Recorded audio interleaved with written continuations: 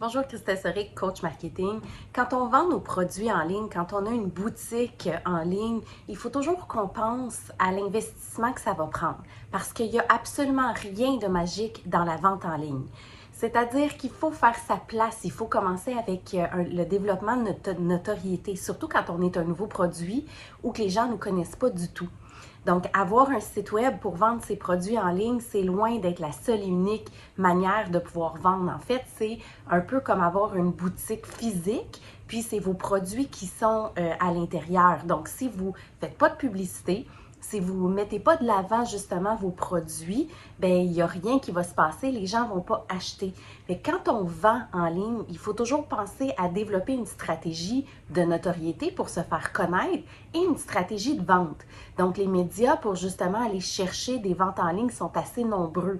Le premier principal qui me vient en tête, c'est effectivement Google parce que les gens qui ont besoin d'un produit quelconque, ben, ils vont aller sur Google, ils vont chercher le nom de leur produit, puis ils vont pouvoir consommer. Fait que faire du SEO, du référencement naturel, faire du Google Ads va être une manière d'amener du trafic sur notre site web pour vendre nos produits.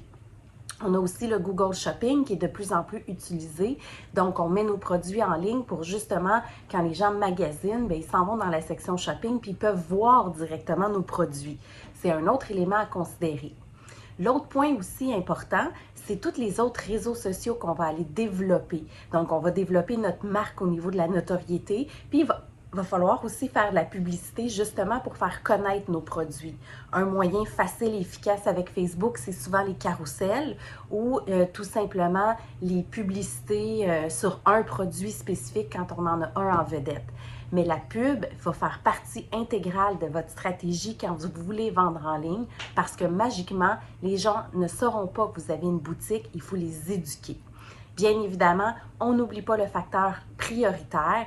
Quand vous avez, par exemple, une boutique de service puis vous vendez des produits, bien, si vous avez déjà une clientèle établie, ces clients-là, bien, il faut utiliser nos clients existants puis il faut utiliser notre base de données pour les informer aussi qu'on a des produits parce que nos clients primaires sont souvent ceux qui vont consommer au début nos produits puis qui vont nous aider à faire rouler notre boutique en ligne.